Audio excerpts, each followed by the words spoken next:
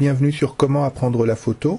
Aujourd'hui, comment le traitement par les courbes peut redonner vie à une image trop grise. Donc voilà une image très grise, sans aucun relief, prise au travers du hublot d'un avion, un jour de très vilain temps, avec beaucoup de nuages.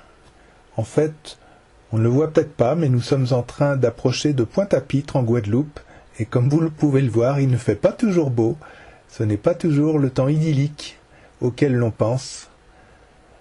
Alors, il suffit d'aller dans Images, Réglages, Courbes,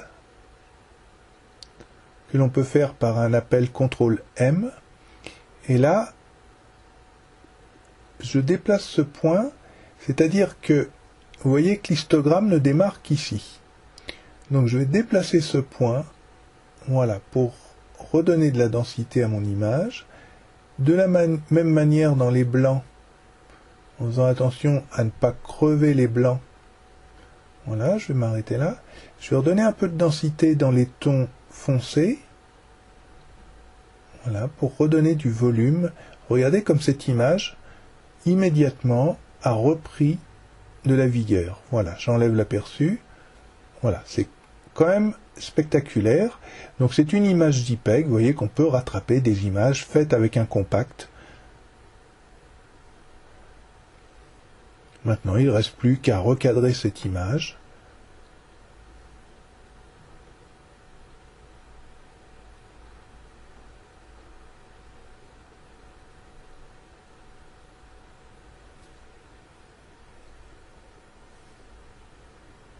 Voilà, une image qui n'a évidemment plus rien à voir avec celle de départ.